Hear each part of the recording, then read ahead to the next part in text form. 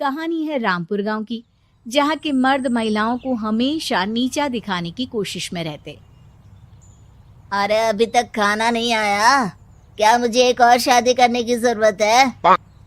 नहीं जी नहीं, ऐसा मत करना, वरना मैं कहाँ जाऊंगी। खाना लेकर मैं अभी आई जी।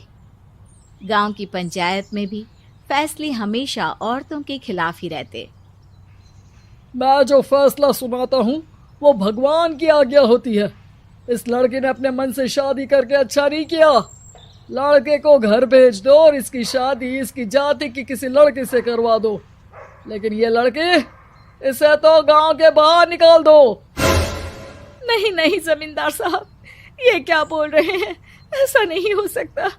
मेरी बेटी मासूम है, इसे अच्छे बुरे की समझ नहीं है। अरे कहाँ जाएगी ये बेचारी? कहाँ जाएगी? इतनी चिंता है तो पूरे परिवार का गांव निकाला कर देते हैं। बेचारे पूरे बसे बसाए परिवार को गांव छोड़ना पड़ता है। चाहे जो हो, अगर बेटियों को कंट्रोल नहीं कर सकते तो गांव में रहने का कोई मतलब नहीं है। यहाँ औरतों को दब कर रहना होगा। कोई भी अपने हिसाब से कुछ नहीं कर सकता, सब ईश्वर की मर्जी से ही होगा। तभी गांव का एक आदमी दौड़ा दौड़ा आता है। सरपंच साहब, जमींदार साहब, वो कालिया है ना, उसकी बेटी पढ़ने के लिए शहर जा रही है। अच्छा, ये कब हो गया? और कालिया की हिम्मत कैसे हो गई ऐसा करने की? लेकर आओ उसे और उसकी बेटी को। बस फिर क्या था, हाजिर हो जाते हैं कालिया और उसकी बेटी सरपंच के सामने। अरे कालिया, ये क्या सुनने में आ रहा है? बेटी को इंजीनियर बना रहा है तू? और ये बता, गांव में तो स्कूल नहीं है, फिर कहां से इतनी क्लास पास कर गई तेरी बेटी? राधा, जो कि कालिया की बेटी है, उसे लगता है कि सरपंच उसकी तारीफ कर रहे हैं। सरपंच जी, मैंने ऑनलाइन पढ़ाई की है, डिस्टेंस लर्निंग से। सभी में मैंने अच्छे नंबर पाए हैं, जिसे देखते हुए शहर की इंजीनियरिंग कॉलेज में मुझे स्कॉलरशिप मिली है। वाह जी वाह, क्या होती है ये? पहले तो ये बताओ, फिर आगे की बात करते हैं। पूरा गांव राधा की बात सुन रहा था और राधा बोलती जा रही थी। तो ऐसे मैं फ्री में एक अच्छी शिक्षा लेकर गांव में जो कुछ परेशानियां हैं, जैसे बिजली, पानी और इंटरनेट जैसी समस्याओं के लिए काम करूंगी। मैं गांव को शहर से जोड़ने के लिए पुल का निर्माण करवाने का प्रस्ताव रखूंगी। मुझे पूरी उम्मीद है कि जल्द ही हमारा गांव भी तरक्की की राह पर चल पड़ेगा। राधा की बात सुनकर सारे गांव वाले ताली बजाने लगते हैं। सरपंच को समझ नहीं आता कि वो क्या करे। चुप रह नादान लड़की, गांव के खिलाफ जाने के लिए तुझे गांव से बेदखल कर दिया जाएगा, वो भी पूरे परिवार के साथ। और हाँ, अगर ठीक से गांव में रहना चाहती है तो ये पढ़ाई लिखाई छोड़ दे। हम तेरे लिए गांव का कोई होनहार लड़का देखेंगे। तभी गांव का एक आदमी बोल पड़ता है। अरे नहीं नहीं सरपंच जी, राधा बिटिया जो बता रही है, अगर वैसा हो जाए तो हम लोगों को पैसा कमाने के लिए बाहर नहीं जाना पड़ेगा। हाँ जी, और ना ही कोसों दूर पानी के लिए भटकना पड़ेगा। हमारे बच्चे भी अच्छी पढ़ाई कर सकेंगे और आगे बढ़ेंगे, ना कि हमारी तरह खेती करते बैठेंगे। क्यों गांव वालों, राधा बिटिया का साथ देना चाहिए ना। सरपंच देखता है कि गांव राधा के साथ है तो वो चुप हो जाता है। वो घर आकर अपने सलाहकार से बात करता है, जो बहुत ही चालाक किस्म का इंसान होता है। अरे सरपंच साहब, आपको बहुत ही होशियारी से काम लेना पड़ेगा। एक बार गांव तरक्की कर गया, यहाँ के बालक पढ़ लिए तो कोई ना पूछेगा आपको।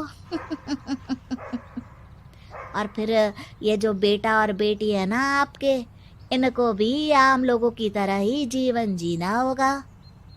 हाँ, लेकिन करे तो क्या करे? वो ना आप मुझ पर छोड़ दीजिए, बस मैं जैसा बोलूं करते जाइए। अगले रोज सुबह जब गांव वाले सोकर उठते हैं तो राधा के घर के बाहर और साथ ही वो लोग जिन्होंने राधा का सपोर्ट किया था, उनके घर के आगे लाल रंग से कल आऊंगी लिखा होता है। कल आऊंगी, यह क्या होता है? अरे यह तो खून से लिखा है, लगता है कोई भूत प्रेत या चुड़ैल का साया है। चलो सरपंच जी के पास चलते हैं। सभी सरपंच के पास जाकर उसे सारी बात बताते हैं। अरे ये तो बड़ी मुश्किल की बात है। चलो मैं एक बाबा को जानता हूँ, उन्हें बुला लेता हूँ। सरपंच बाबा को लेकर गांव के घर के बाहर जाता है। ओहो, तो ये वो चुड़ैल है जो उन लोगों को निशाना बनाते हैं जो गांव को बदलने का सपना देखते हैं। वो गांव को ऐसे ही संपन्न देखना चाहती है। वो नहीं चाहती कि कोई बाहरी यहाँ का कायाकल्प करे। क्या तुम लोगों में से किसी ने गांव को बदलने की सोच रखी है? तभी राधा की माँ रोते रोते आती है। मेरी राधा घर से गायब हो गई है। अरे कोई तो बचाओ, मेरी बच्ची कहाँ गई?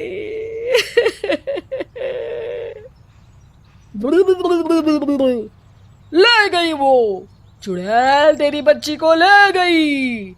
अब वो उसे श्रापित करके छोड़ेगी, उस पर चुड़ैल का साया हो जाएगा। तभी बुरी सी हालत में राधा भी वहां आ जाती है। उसके बाल चुड़ैल की तरह फैले होते हैं और कपड़ों में खून लगा होता है।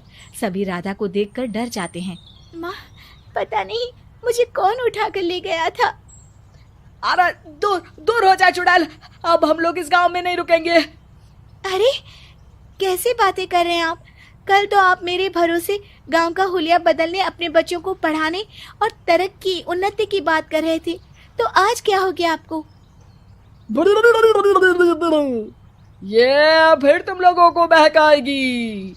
ये चुड़ैल गांव में आ चुकी है, ऐसे ही ये तुम्हारे घर के बच्चों को भी ले जाएगी।